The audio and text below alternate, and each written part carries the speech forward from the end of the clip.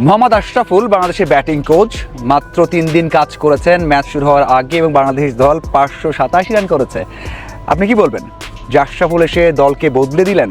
Batting পরামর্শক হওয়ার পর, batting coach হওয়ার পর বাংলাদেশকে একেবারেই চেঞ্জ করে দিলেন। আপনি বলতেই পারেন যে একটা ইম্প্যাক্ট পড়তেই পারে। আমরা দেখেছি খুবই ক্লোজ কাজ করেছেন শান্তর সাথে, কাজ করেছেন সাদমানের সাথে, কাজ করেছেন জাকিরের সাথে, কাজ করেছেন আরও অনেকের সাথে, প্রত্যেকের সাথে আলাদা কাজ করেছেন। আমি এর আগেও এই কথাগুলোই বলেছি, আপনি যখন ব্যাটিং কোচ, আপনি যখন কোনো একটা দলের দায়িত্বে আছেন তখন প্রত্যেকের সাথে আলাদা কাজ করতে হবে। হ্যাঁ, কোনোভাবে বলার উপায় নেই যে এই ম্যাচে বাংলাদেশ দল ভালো করেছে শুধুমাত্র আশরাফুলের জন্য অথবা ব্যাটিং কোচ হিসেবে আশরাফুল কাজ শুরু করেছে এই জন্য। কারণ আপনি কখনোই মাত্র 5 দিনের কাজ দিয়ে, মানে যখন কাজ শুরু করেছেন ম্যাচের আগে 3 দিন কাজ করেছেন এবং ম্যাচের মাঝখানে কাজ করেও থাকেন সেটাও 3 দিন, মানে এই 6 দিনে আপনি একজন ব্যাটিং কোচকে বা যে কোনো কোচকে আপনি কিন্তু মূল্যায়ন করতে পারবেন না।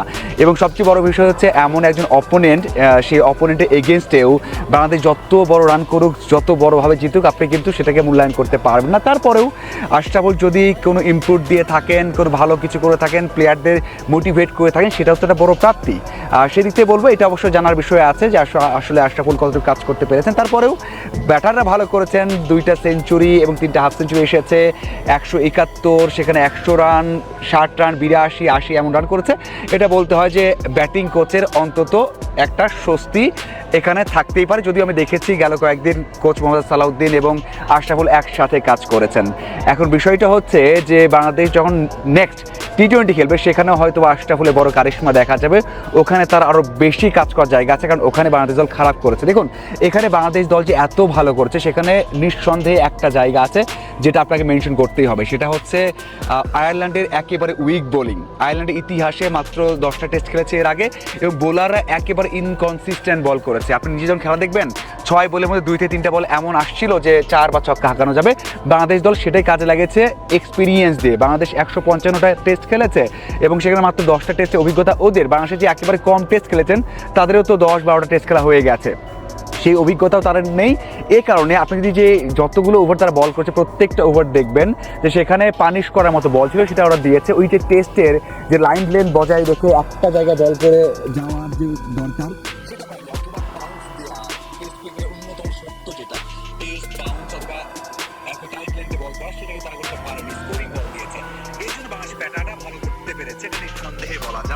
এবং এই জন্য বাংলাদেশ ভালো করেছে। দেখুন, আশরাফুলকে আমরা প্রশংসা করতে পারি, বলতে পারি যে হ্যাঁ বদলে গেছে, বাংলাদেশ সর্বোচ্চ রান করেছে ঘরের মাটিতে, আমরা তাকে প্রশংসা দিতে পারি, কিন্তু এটা দেখে আপনি মূল্যায়ন করতে পারবেন না যে আশরাফুল বাংলাদেশ দলকে চেঞ্জ করে দিল।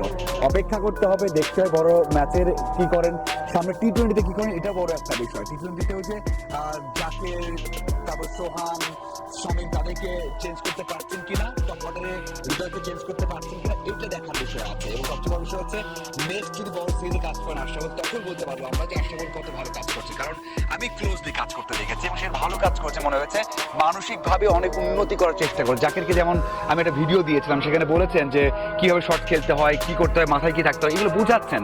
এটাই তো কাজ ব্যাটিং কোচের। দেখার অপেক্ষা আসলে বড় যখন টুর্নামেন্ট হয় বা সিরিজ হয় সেখানে দায়িত্ব পান কিনা। যদি পান তখন আমরা মূল্যায়ন করতে পারবো 5-6 মাস পর। এই যে মাত্র 6 দিন পর মূল্যায়ন করার সুযোগ আসেনি, তারপরেও বাংলাদেশে ভালো ব্যাট করেছে এই প্রশংসা আমরা করতেই পারি। ধন্যবাদ সবাইকে।